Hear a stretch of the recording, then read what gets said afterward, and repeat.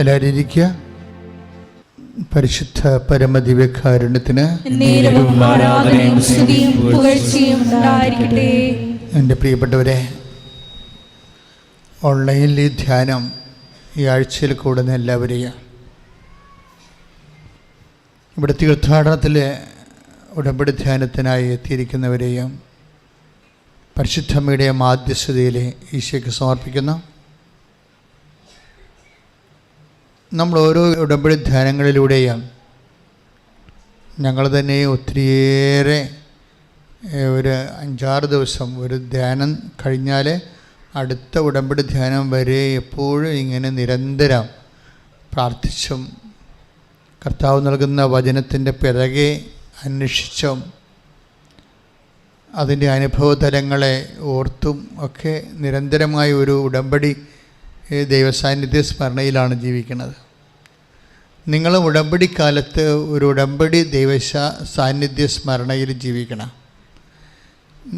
ആൾക്കാർക്ക് പറ്റുന്ന ഒരു അബദ്ധം എന്ന് പറയണത്, ഇവിടുന്ന് ഉടമ്പടി ചെയ്തു പോകുമ്പോൾ പിന്നീട് നിങ്ങൾ വേവലാതി കൊള്ളുന്നതും നിങ്ങൾ ഇമ്മേഴ്സ്ഡ് ആകണതും എത്ര ശതമാനം നിങ്ങൾക്ക് ദൈവമായിട്ട് ചെയ്ത ഉടമ്പടിയെക്കുറിച്ച് നിങ്ങൾക്ക് തിരിച്ചറിവും ബോധവുമുണ്ട്.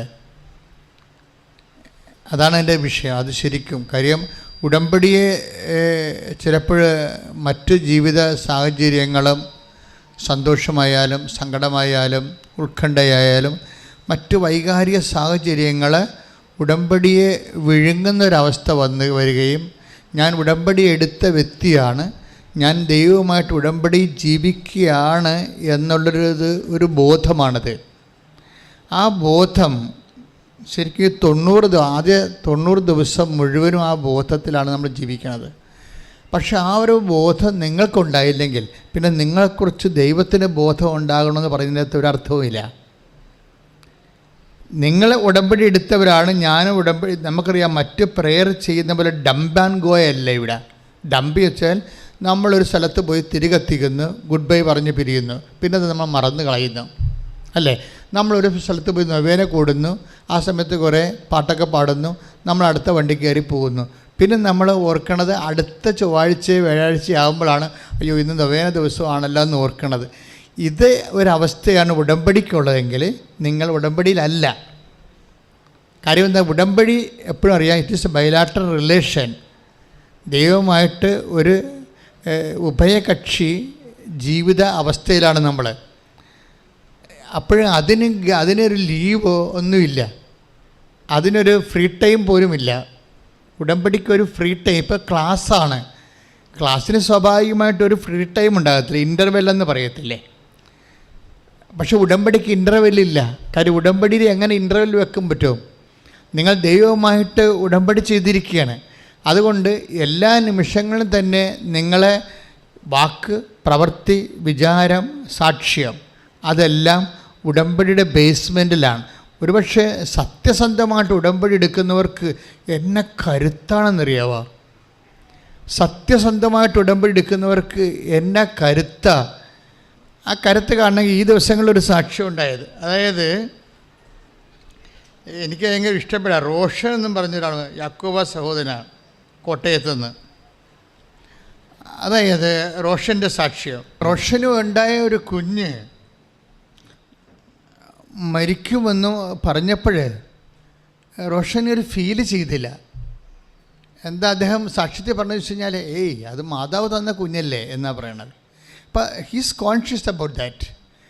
അതായത് അതിനെക്കുറിച്ചൊക്കെ നല്ല ബോധമുണ്ട്. ഇതുപോലെ ഓരോ സമയത്തും ഉടമ്പടി കാലങ്ങളിൽ എന്തെങ്കിലും ഒരു നെഗറ്റീവ് നമുക്ക് സംഭവിച്ചാൽ ഓട്ടോമാറ്റിക്കായിട്ട് നമുക്ക് ദൈവത്തിൻ്റെ ഉടമ്പടിയെക്കുറിച്ച് ഓർമ്മ വന്നാൽ പോരാ.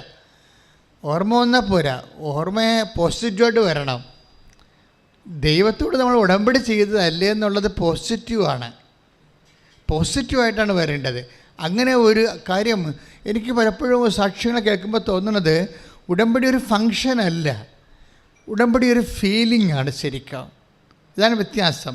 എപ്പോഴും ആ ഫീലിംഗ് ഇങ്ങനെ ഉണ്ടായിക്കൊണ്ടിരിക്കും. ഉടമ്പടി ഫങ്ഷൻ ആണെങ്കിൽ ആ ഫങ്ഷൻ കഴിയുമ്പോൾ നമുക്ക് ഫ്രീ ആണ്. ഫീലിംഗ് ആണെങ്കിൽ ഫീലിങ്ങിൽ നമ്മൾ ഫ്രീ അല്ല. ആ വ്യത്യാസം അതാണ്. ഇപ്പം നമ്മുടെ അപ്പൻ മരിച്ചു, അതൊരു ഫീലിംഗ് ആണ്, നമ്മൾ ഫ്രീ അല്ല. ആ ദുഃഖം നമുക്കങ്ങ് നിൽക്കുന്നോ? അതിനേക്കാൾ തീവ്രമായ എന്തെങ്കിലും ബന്ധങ്ങളുള്ള ഒരു അവസ്ഥയിൽ നിന്നാണ് നമുക്ക് മിസ് ചെയ്യണമെങ്കിൽ it's a feeling, it's not a function. അപ്പൻ്റെ മരണം ഒരു ഫങ്ഷനാണോ? അല്ല, അതൊരു ഫീലിംഗാണ്. ഉടമ്പടി ഒരു ഫങ്ഷനാണോ? അല്ല, ഇറ്റ്സ് എ ഫീലിംഗ്. അതുകൊണ്ട് ആ ഫീലിങ്ങിന് ഇൻ്റർവെല്ലില്ല. പ്രാർത്ഥിക്കുക, കർത്താവായ ദൈവമേ, ഉടമ്പടി ഒരു ബോധമാണെന്ന്, ആ ബോധം ഒരു നിലനിൽപ്പിൻ്റെ വികാരമാണെന്ന് തിരിച്ചറിയാനുള്ള കൃപയാൽ എന്നെ നിറക്കണമേ. ശ്രദ്ധിക്കട്ടെ. ഹല്ലേലൂയ.